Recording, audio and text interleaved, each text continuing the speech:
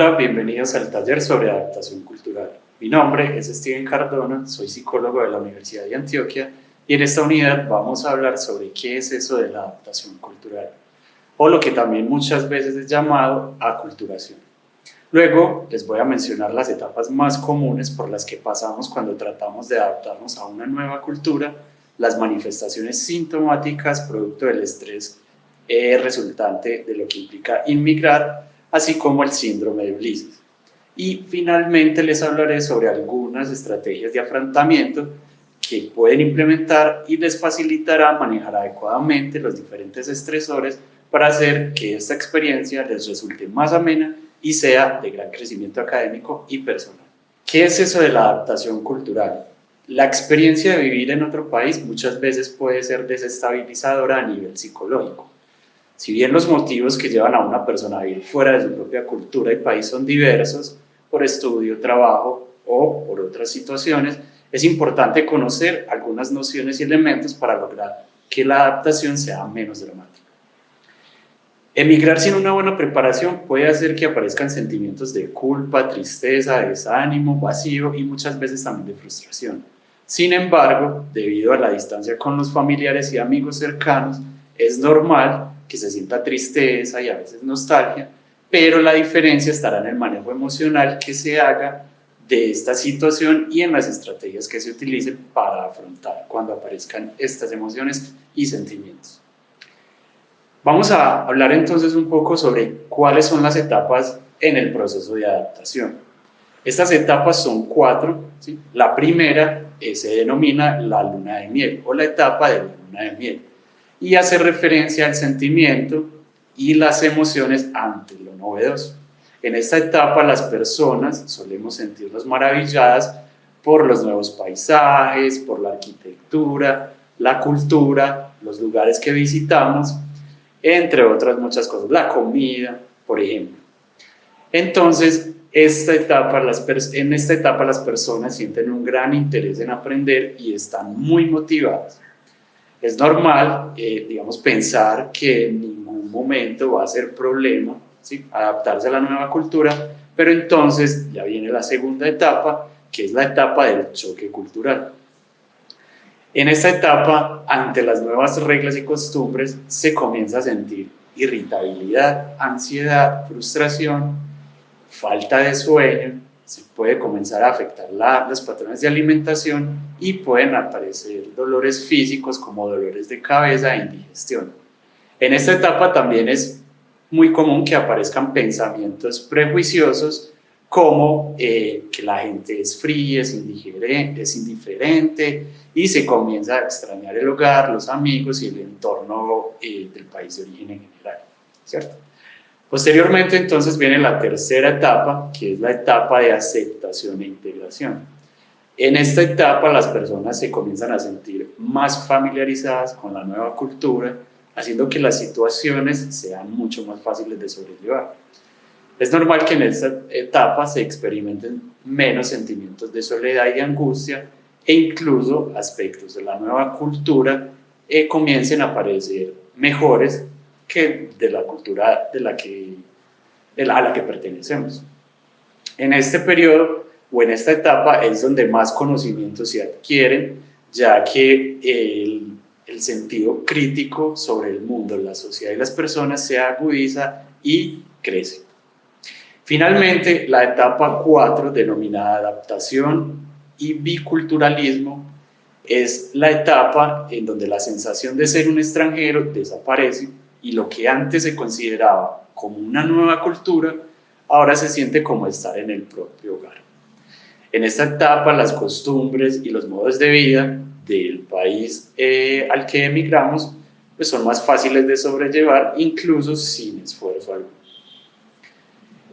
Por otra parte, a este proceso de cambios físicos, psicológicos y sociales que implica emigrar a otro país se le conoce como aculturación, como les había mencionado al inicio, y en algunas ocasiones puede generar lo que actualmente es conocido como estrés por aculturación. El estrés por aculturación hace referencia a los problemas y desafíos que enfrentan las personas inmigrantes en el proceso de aculturación o de adaptación.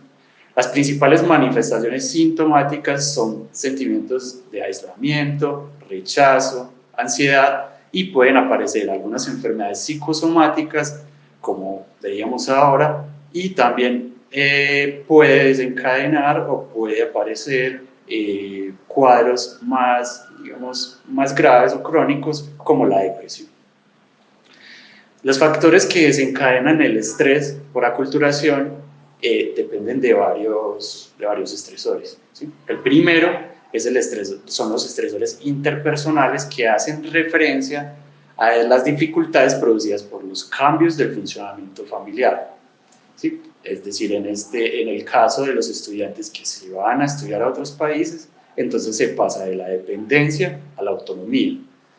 Y estos estresores están relacionados con el proceso de maduración personal y con el ciclo evolutivo.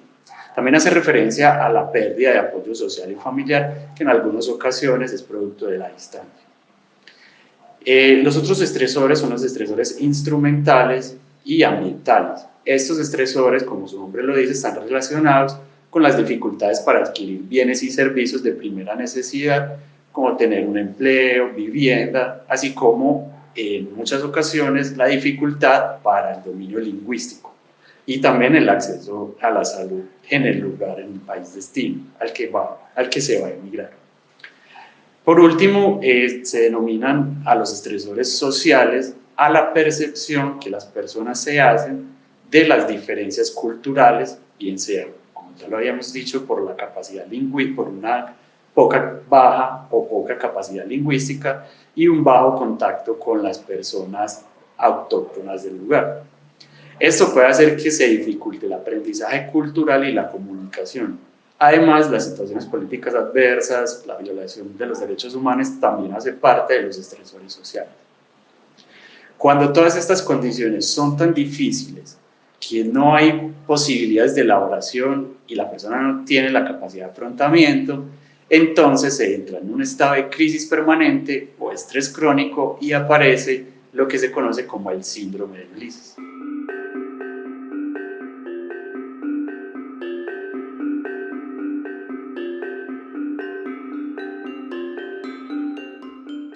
Finalmente, vamos a hablar sobre las estrategias de afrontamiento, las cuales hacen referencia a todos los esfuerzos que hacen las personas según estén dirigidos a la cognición, la conducta o el afecto para manejar las situaciones con el fin de evitar o reducir las consecuencias negativas. La primera estrategia, centrada en la valoración, se orienta a un intento por encontrar un significado racional al suceso y valorarlo de manera que resulte menos amenazante o desagradable.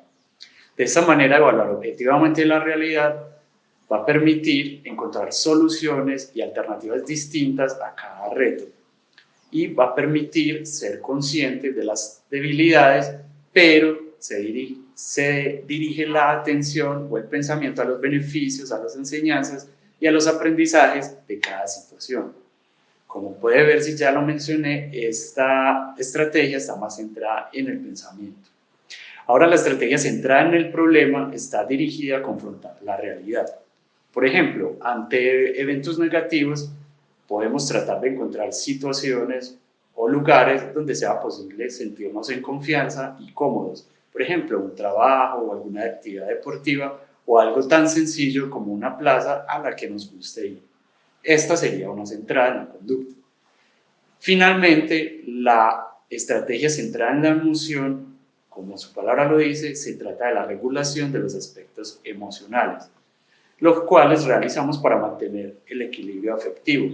Por ejemplo, es una estrategia que utilizamos para la elaboración de los duelos o la culpa que sentimos cuando dejamos atrás nuestros países de origen. Básicamente, esta estrategia se trata de reconocer qué se está sintiendo en el momento: alegría, tristeza, culpa, y tratar de entender cuál es el motivo de esta emoción. ¿Sí? Comprender y sentir de esa manera nos permitirá hacer un manejo adecuado de nuestras emociones y a largo plazo nos permitirá promover sentimientos placenteros.